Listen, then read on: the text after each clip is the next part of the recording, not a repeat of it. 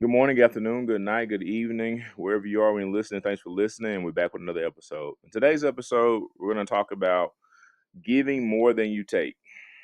And this episode was actually a request from a client of mine.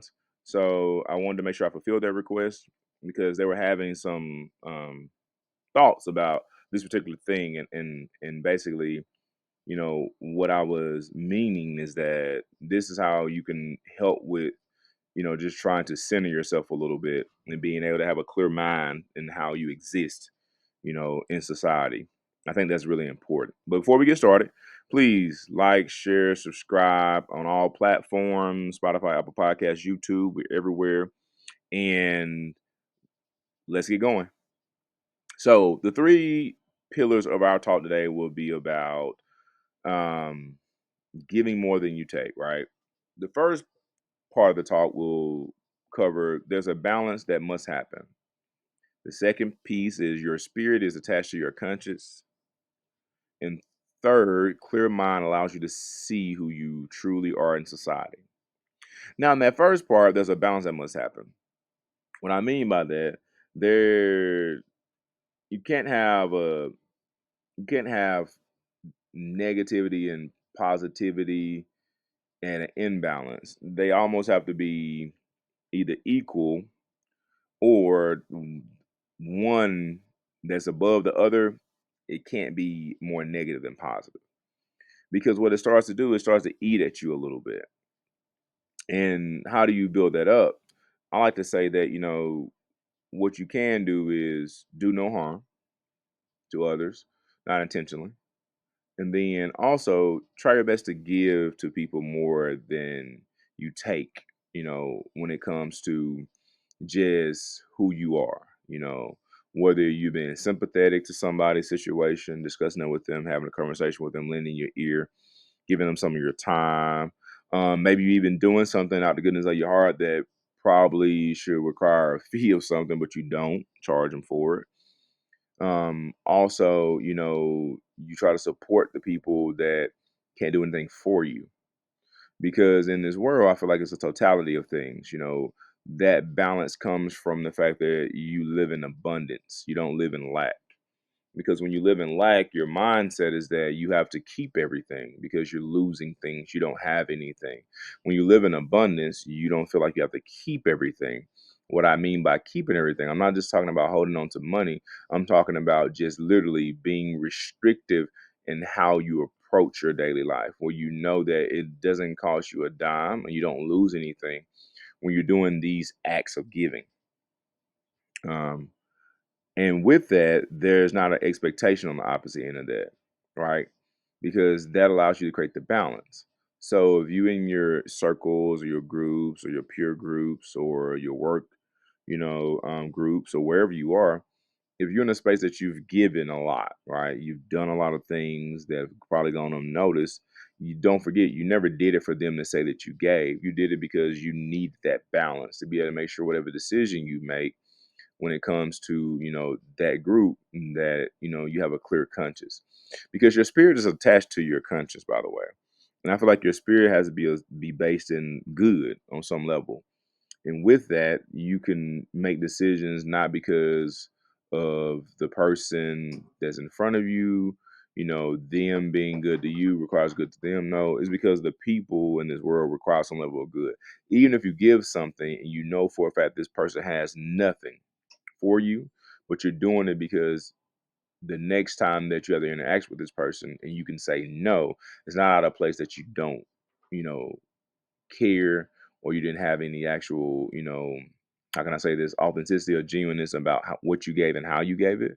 But you're able to say no because you understand what they are and you understand that they're not set up in a way where if you keep doing this, it's going to be a benefit of you spiritually. So your spirit attached to your conscience. If you've given something to someone, it's easy to say no. But also you have to be very clear in your actual mind when you're doing that, because a clear mind allows you to see who you are truly in society. I think sometimes a lot of us have a misrepresentation of who we are in society, and that's okay because we're not perfect. But you have to make sure that the misrepresentation that you have is valid, Meaning that sometimes we represent ourselves appropriately. That's exactly who we are. Sometimes we actually are too emotional.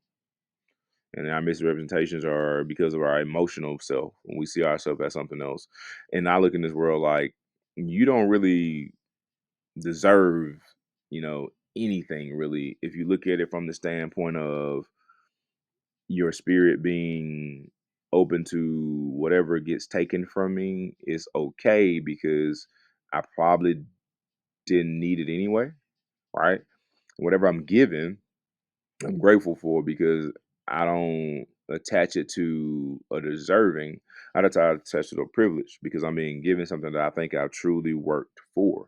And it was blessed. I was blessed to have this, and as a result, your conscience stays clear because you're totally wrapped into the process, your journey, all the things that you're trying to build and trying to better yourself.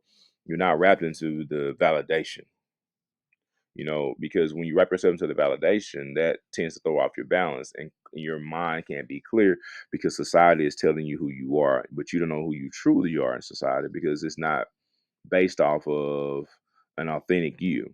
It's based off an emotion that's driven by things that are not really probably, tangible.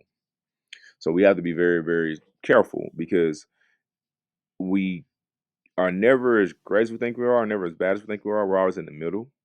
So when you're in a space where you really have poured into people and you try to be considerate of others and stuff like that, you get to a particular point where you probably have had enough. And as a result, your spirit is clear, your conscience is clear, and you're able to handle accordingly what you need to handle. But that handling of that can't be from a place of emotion, it has to be up from a place of actual logic because you have to make sure that you've done what you're supposed to do, not what you think you're supposed to. No, no, literally, you've done what you're supposed to do. We get so put up about, well, I did these and did this, and that. We haven't written down what the other person did or did not do. We don't ever account for that. And it's because we're human. And it's cool. Like we're gonna have that human response to a lot of things. And as a result of that, it's really can be a problem at times. That's why we have to really stay centered and balanced and try our best to almost compensate, overcompensate for some things that we make a decision on based out of the stance of our mind wasn't clear. Because I promise you, in a clouded mind, we can make a lot of decisions that we regret later, and that's any type of clouded mind. And sometimes you don't regret decisions. Sometimes that's what you really want to do, and that's the case. Then great, just be okay with what happens thereafter.